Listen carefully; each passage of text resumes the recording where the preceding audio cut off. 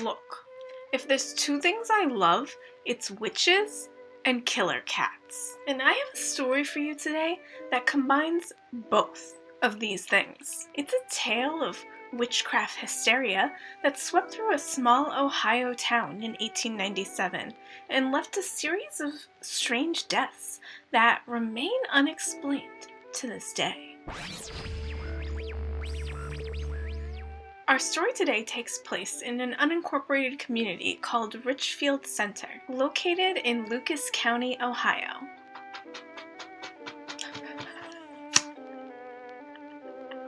You good, bro? Speaking of killer cats, my cat is ritualistically disemboweling her kicker toy right now, so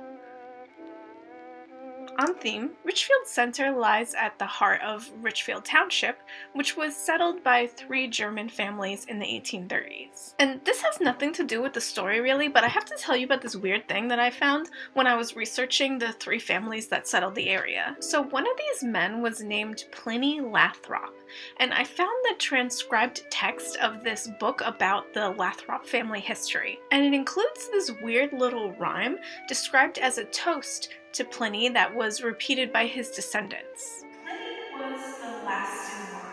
His memory we'll revere. We'll never forget the deeds he wrought. In spirit, he is here. Alright, so we're off to a creepy start here in Richfield Center.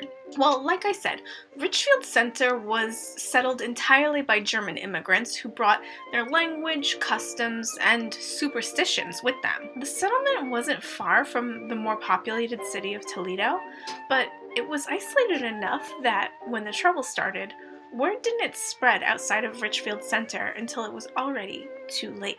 It's hard to tell exactly how it began. The first articles about the trouble in Richfield didn't come out until 1897, well after many of the families were already afflicted. Afflicted with what, you ask? Well, demon cats, of course. According to the dozens of articles that flooded Ohio newspapers in late January of 1897, the residents of Richfield Center were under attack. And there was no doubt as to the source of their troubles. Witches. After all, the things they were experiencing were so strange, only a witch could be to blame. First, the afflicted families would see large black cats stalking their fields. Then their livestock would start to drop dead. Their cows would only produce blood instead of milk. Their hens would only lay malformed eggs with bloody, putrid yolks. And day by day, they'd see those strange phantom cats stalking ever closer until finally they'd begin to see them inside their own homes. What came next was even stranger. The feathers stuffing their pillows would form into wreaths, hard and tightly wound. A man even claimed that a box of wood chips that he kept near his bedroom door curled into a wreath. One woman reported that entire bags of down feathers wound themselves into wreaths, woven tight as stone. And other townsfolk were reported to set fire to their feather beds, hoping to end the curse. But no end would come, because one by one, each member of the afflicted families would fall ill with the same bizarre malady. The symptoms would spread throughout the household, starting with the youngest member of the family and working its way up to the oldest. And it started, of course, with the cats. These phantom black cats would enter the bedrooms at night, snarling and prowling around the room. Soon the afflicted would be chased from their own bedrooms by these night visitations, and would reach a point where they couldn't sleep in any room with a bed. They could find some relief at first by sleeping on the floor of any room besides a bedroom, but invariably, the cats would find them and disturb them from their slumber. Eventually, they would stop sleeping altogether. But it wasn't just sleep they were deprived of. The afflicted said that all food tasted of rot, and they found themselves unable to eat as well, slowly wasting away from lack of sleep and food. By the time the conditions in Richfield Center made the news, over a quarter of the town's population was afflicted, with as many as 17 families unable to eat or sleep, plagued by the visions of monstrous black cats. While the reports claim that many of the afflicted residents were near death or had already died, I used Find the Grave to search the nearby cemeteries for any evidence that entire families were being interred in 1897, and honestly, there doesn't seem to be any evidence that there was any particular uptick in whole family burials in that year.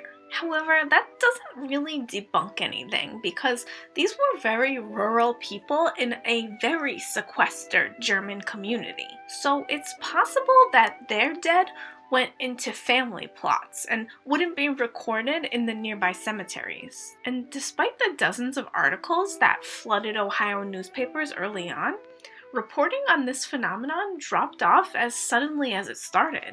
While the first bunch of articles hit the newspapers January 21st, 1897, the latest article I could find was from March 27th of that same year. After that, there was absolutely no more reports about the witchcraft epidemic in Richfield Center. The later articles all mention the same things: the spectral black cats, the feathers weaving themselves into wreaths, the cows giving bloody milk, and entire families falling sick with the same wasting illness, turning to sleepless skeletons one by one. And there's something else that they all start to mention. First, they say that hunting parties are searching for the cats, believing that killing one may end the spell, though none of the articles report any of the hunters successfully killing any of the cats. And the other thing, and this really freaks me out, all of the later articles mention that inclement weather has prevented any investigators from reaching the bewitched community. Now, I am definitely gonna do a video about the Bell Witch someday. It's probably my second favorite haunting of all time. I'm being plagued by a true spectral cat. Can you even see her?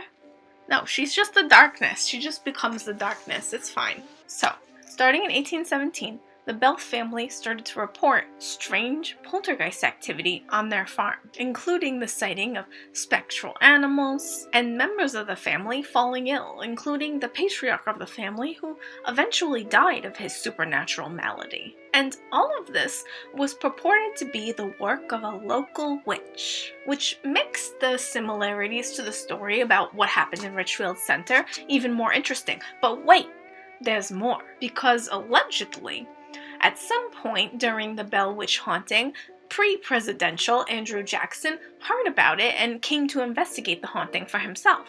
However, on his way to the Bell's farm, Jackson's journey was plagued by strange storms and inclement weather, and eventually his wagon was stuck by an unseen force that would not allow it to proceed. The wheels were examined, the horses were whipped, it was a different time, and the wagon was pushed by all the men in Jackson's party. But still, it remained stuck.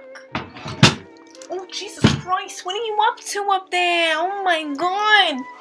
Oh, Ma.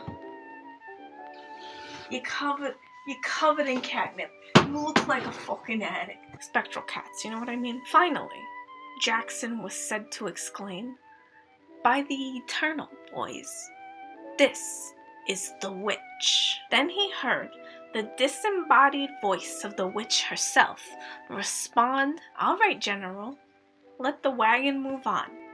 I'll see you again tonight." The wagon came unstuck of its own accord, and Jackson and his team continued on to the Bell farm, where Andrew Jackson would meet the Bell Witch personally. Anyway, when I read the bit about inclement weather keeping the townspeople of Richfield Center from anyone who would want to investigate the matter, it made me think of the Bell Witch and how she seemed able to prevent people who she didn't favor from reaching the Bell farm. Bell Witch doing the original gaslight gatekeep girl boss, you know what I mean? But perhaps no one ever got a chance to investigate because all the reports end there. There's no way to know what became of the demon cats of Richfield Center, or who survived and what was left of them. Anyway, thank you guys for hanging out with me today. A little personal update. I'm super excited to tell you guys that I just got an amazing new job at the most beautiful shop in Salem, Nocturne. I am completely obsessed with this place. My spooky little heart feels so at home here, and the owners are the most beautiful and loving souls on the planet. If you're in the area or thinking of visiting Salem, make sure you come check out Nocturne, not just for the immaculate romantic Victorian Gothic vibes, but for the incredible collection of art and handmade goods, many of which are produced small batch by artists exclusively for Nocturne. So shopping there not only supports a small woman-owned business, but it also supports all of the artists that sell their wares there. Hold on.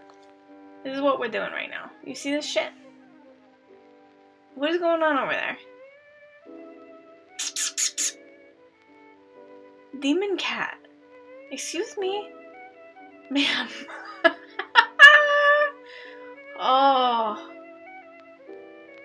This is the visual representation of what the fuck went down in Richfield Center. There you go, right there. We're making a movie now, bitch. What are you doing, you freak? Alright, I gotta hold her prisoner because she keeps trying to bite my monstera because she knows that it's going to get me up off my ass, because obviously I don't want her to eat the monstera. So we're going to hold her captive for the remainder of the video. Anyway, I was going to tell you. So if you can't make it to Nocturne in person, you can order online. I'll drop a link in the description. And if you leave a note to me when you're checking out, I'll personally pack your order and I'll write a little love note back to you. Also, I have another bit of exciting news to tell you, and I've waited literally an entire year to tell you this. I absolutely cannot wait to drop my very big news. Anyway, make sure you're following me on Instagram and TikTok and all the other social media so that you don't miss my announcement the moment it happens. I mean, it's really a dream come true. I can't wait to share it with you. But thanks for hanging out with me today, and I love you, ghoul.